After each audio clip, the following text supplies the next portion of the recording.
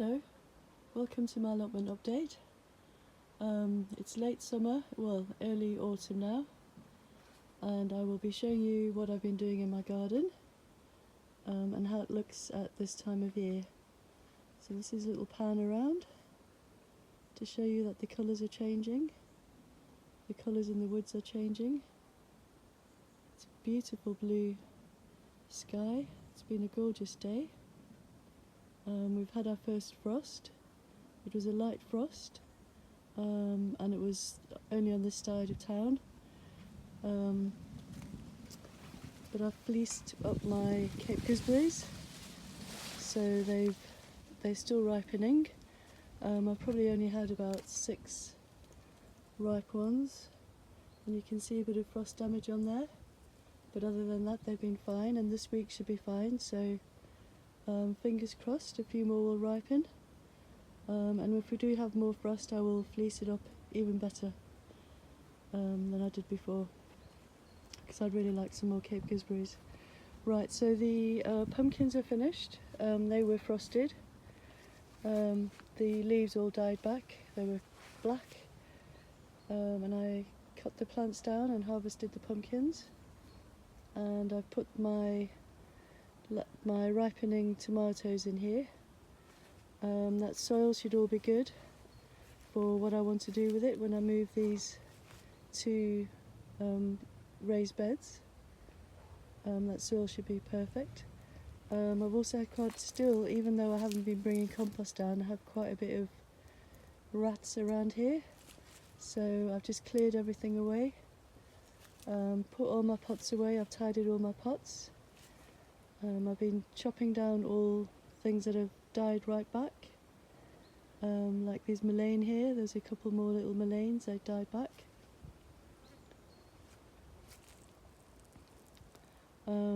Let's see what else I can show you. The tomatoes were hit by blight, so I had to take them off, and I only got a few tomatoes of the ones outdoors. The ones that I've had indoor in the polytunnel have done a lot better, because they didn't get blighted. But now that the tomatoes have gone, my greens have got a lot more room. I've put this netting up to stop the wood pigeons getting to them, and it also offers a little bit of protection from the elements. Let's see what else I can show you. The bees absolutely love this mint. You can see them buzzing around here. There's been lots of insects today. I've managed to clear the pond quite a bit, and I'm pretty sure the newts have left the pond now.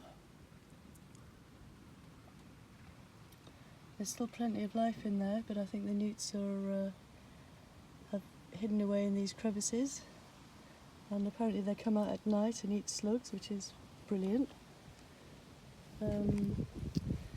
Looking forward to seeing the colours change on this witch hazel.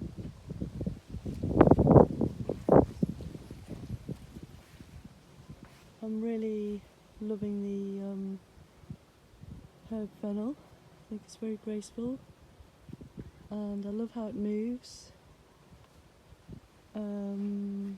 And it's just so lovely to have a yellow flower so late in the year. I know these calendulas are looking lovely, and this cosmos is fantastic. Look at that, isn't that gorgeous?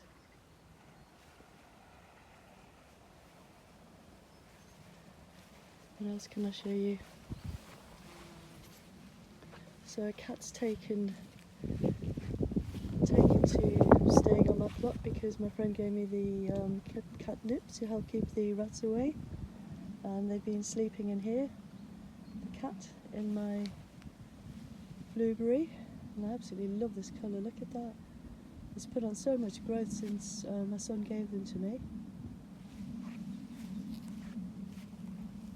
This little corner's doing well here. My lady's mantle, Alchemesis, is looking lovely. I use this for medicinal. I try and grow as many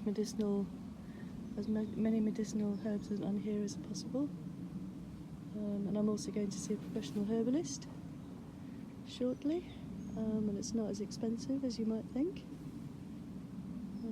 Find a local herbalist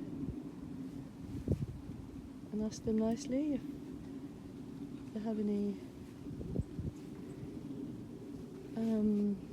flexibility in what they charge. Often they do, because you might be used for training, you might not, it might be a little bit different to if you have pay the full price, but it might not be. And it's definitely good to get second opinions about things, because it's not been too great, the NHS provision at the moment. I'm really enjoying these hollyhocks and laverne.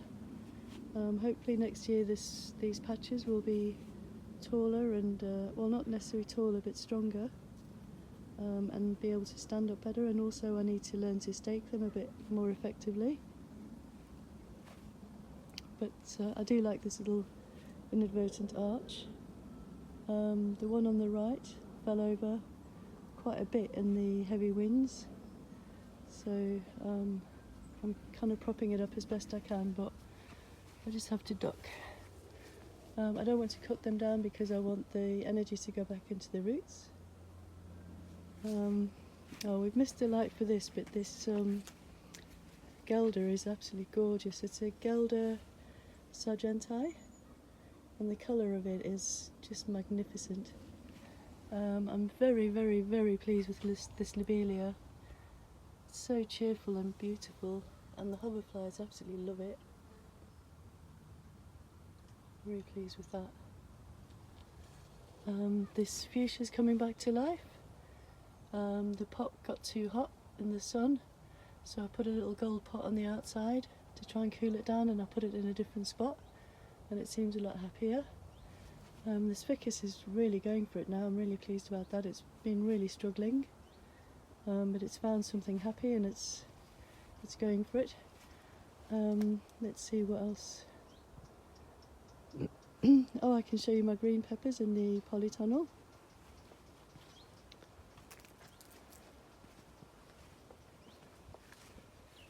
Back under the arch.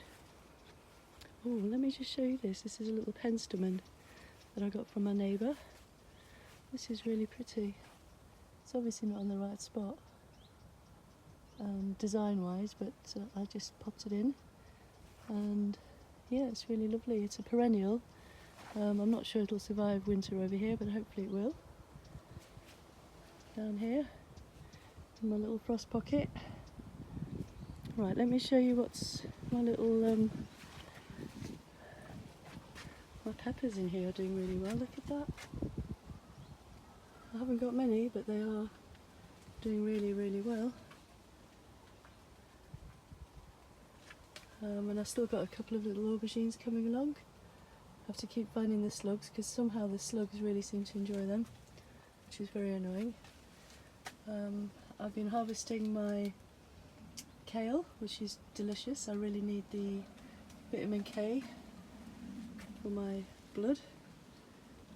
Everything's kind of finishing in here now, but I've fleeced up the beans and everything just to make sure that I can still get some more runner beans and more bits and bobs from the fruit cage.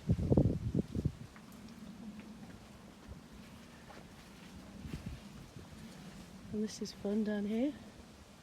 This is really lovely. I've had some peas, which I gave to my grandson, and he really enjoyed eating peas from the pod. Fresh peas. So hopefully there'll be a few more when he comes down next. This is really pretty here.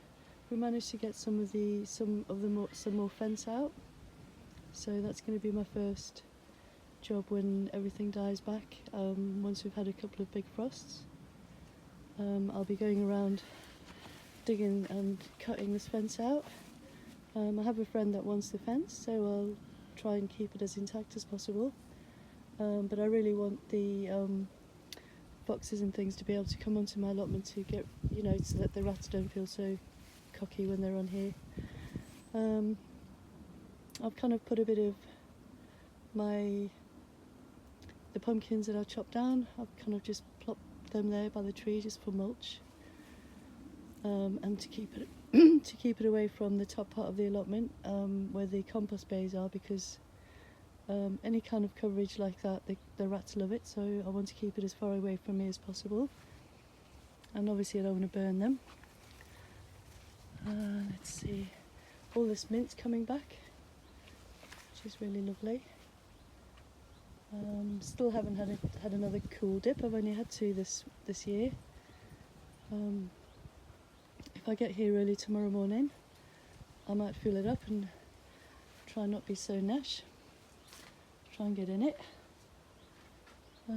So I think, yeah, I just want to quickly show you, because it's been quite different just in the last week really, since it's been a bit cold, and it definitely looks more autumnal now. So yeah, thank you so much for watching.